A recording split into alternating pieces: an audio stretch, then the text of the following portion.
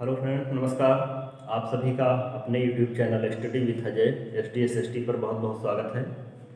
मित्रों, आज की क्लास में हम सब लोग चर्चा करेंगे प्राकृतिक वनस्पति और वनस्पति के प्रकार और वनों के विषय में चर्चा करेंगे कि हमारे देश में, पूरे विश्व में कौन कौन से वन पाए जाते हैं। इन सब के विषय में आज मैं चर्चा करूँगा।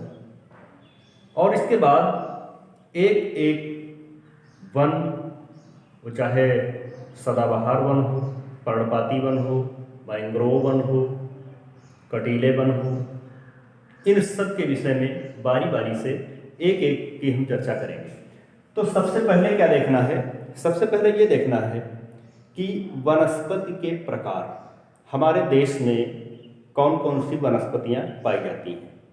और अगर इसकी बात करें हम कि पूरे देश में, पूरे विश्व में कहाँ कहाँ वनस्पतियाँ पाई जाती हैं, तो इसके लिए भी आप समझ सकते हैं कि जो प्राकृतिक वनस्पति है, जो प्राकृतिक विरासत है, ये हर देश में अलग अलग है।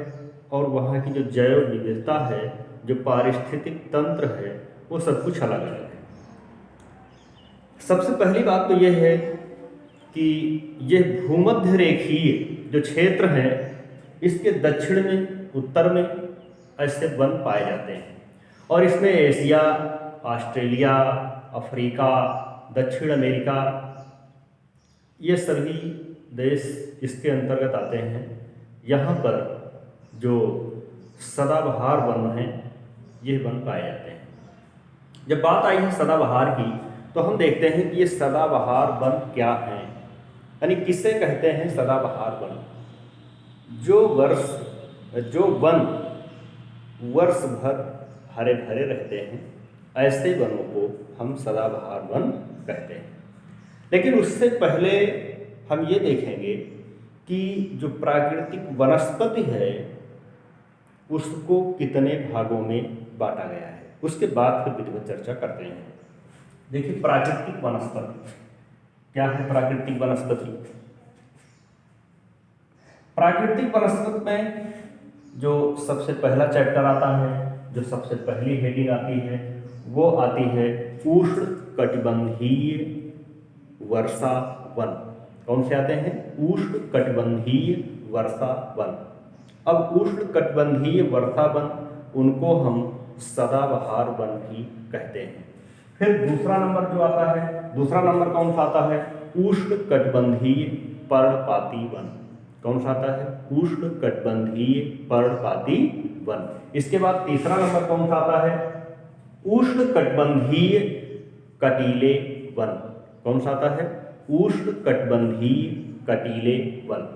एवं झाड़ियाँ, उसी में झाड़ियाँ भी आ जाती हैं, और कटीले वन, नुकीले वन, ये सभी उसी के अंतर्गत, क्योंकि बहुत सारे पेड़ हैं जो कटीले होते हैं, तो ऐसे वन इसी के अंतर्गत आ जाते हैं।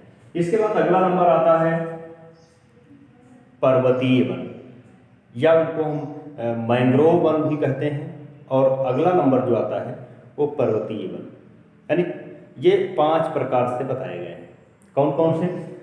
उष्ण कटिबंधीय वर्षा वन, सदाबहार वन, उष्ण कटिबंधीय पर्णपाती वन, उष्ण कटिबंधीय कटीले वन और झाड़ियाँ, पर्वतीय वन, और इसके बाद मैंग्रोव वन।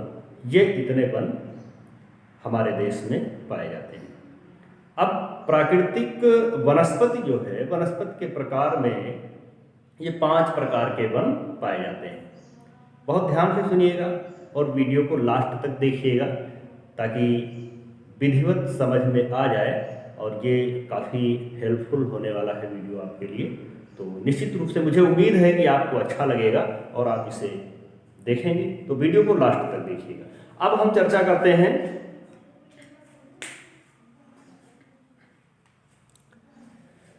अभी जो हमने बताया उष्ण कटिबंधीय वर्षा वन।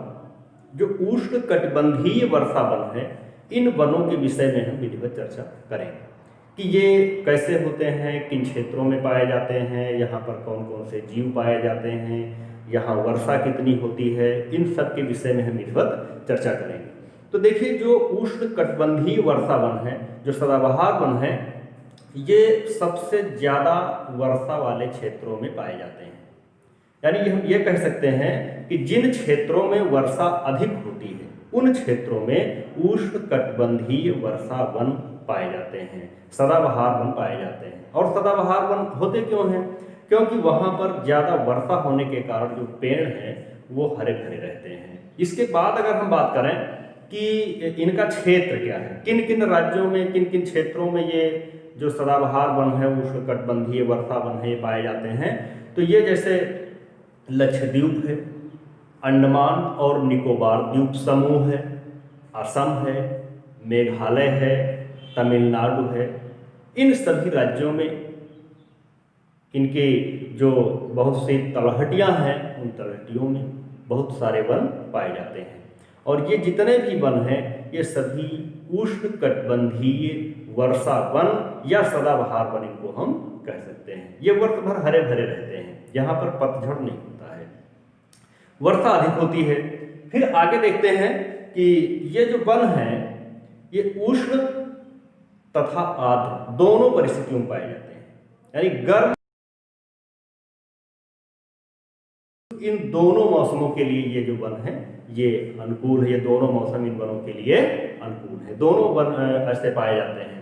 और इन क्षेत्रों में लगभग पूरे वर्ष वर्षा होती रहती है, लगभग पूरे वर्ष जो है वर्षा होती रहती है। और पूरे वर्ष में लगभग यहाँ का जो तापमान होता है, अधिकतम जो तापमान होता है वो कितना होता है? वो होता है 22 डिग्री सेल्सियस।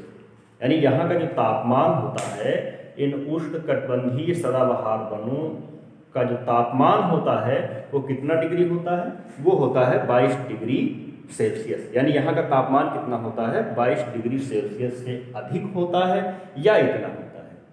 ठीक, अब अगर आपके लिए प्रश्न बन करके तैयार हो जाए कि उष्णकटिबंधीय वर्षा वन में तापमान होता है तो 22 डिग्री, या अगर 22 से 25 दिया है, 26 दिया है, 28 दिया है, तो वहाँ तक भी मान्य हो सकता है। ठीक है, तो ये हो गया 22 डिग्री सेल्सियस। अब अगर हम बात करें कि जो उष्णकटिबंधीय वर्षा वन है उन क्षेत्रों में अधिकतम वर्षा कितनी होती है, जो वर्षा को मापा जाता है, तो इन क्षेत्रों में लगभग पूरे वर्ष में कितनी वर्षा होती है? तो इन क्षेत्रों में पूरे वर्ष में लगभग 200 सेंटीमीटर वर्षा होती है। लगभग कितनी वर्षा होती है? 200 सेंटीमीटर या इससे अधिक, 200 सेंटीमीटर या इससे अधिक। क्योंकि इस तरीके के प्रश्न परीक्षाओं में पूछ लिए जाते हैं। जैसे पूछ लिया गया कि 200 सेंटीमीटर वाले वर्षा वाले क्षेत्रों को कहते हैं उष्णकटिबंधीय वर्षा वन, उष्णकटिबंधीय कटीले वन, उष्णकटिबंधीय सदाबहार वन, ऐसे पूछ लिया गया। तो वहाँ पर हमने अभी जो बताया सदाबहार और वर्षा, तो ये तो दोनों एक ही हैं, लेकिन वहाँ पर कन्फ्यूजन की स्थिति हो जाती है। इसलिए ध्यान से देखिएगा कि अगर ये पूछा जाए कि उष्णकटिबंधीय सदाबहार वन में वर्षा की मात्रा होती है या पूरे वर्ष में कितनी वर्षा होती है, तो लगभग 200 सेंटीमीटर या इससे अधिक वर्षा होती है। अब अगर हम बात करें कि इन क्षेत्रों में कौन कौन से वृक्ष पाए जाते हैं, जो उष्णकटिबंधीय वर्षा वन है, इन वर्षा वनों में, इन क्षेत्रों में कौन कौन से वन पाए जाते हैं? तो जो वृक्ष पाए जाते हैं उनमें जैसे आबनूस है, महोगनी है, रोजवुड है, रबड़ है, सिंकोना है, ये सभी वृक्ष वर्षा वनों में पाए जाते हैं। और अभी एक पेड़ का नाम आया है सिंकोना। तो ये सिंकोना पेड़ जो है ये औषधीय तत्वों से युक्त है और ये हमारे स्वास्थ्य के लिए भी काफ़ी लाभदायक है, इससे औषधि भी बनाई जाती है। अब अगर हम बात करें कि ये जो उष्णकटिबंधीय वर्षा वन है, इन वर्षा वनों में कौन कौन से जानवर पाए जाते हैं, क्योंकि बहुत सारे जानवर पाए जाते होंगे। तो ये जैसे असम है, इन क्षेत्रों में जो भी वन हैं उन वनों में एक सींग वाले गैंडे भी पाए जाते हैं, हाथी पाए जाते हैं, बंदर पाए जाते हैं, लंगूर पाए जाते हैं, हिरण आदि बहुत से जीव जंतु पाए जाते हैं। और उनमें पक्षियों में अगर हम बात करें तो मुख्य रूप से चमगादड़ है और बहुत से जीव ऐसे पाए जाते हैं जो रेंगने वाले होते हैं। तो ये सारी चीज़ें उष्णकटिबंधीय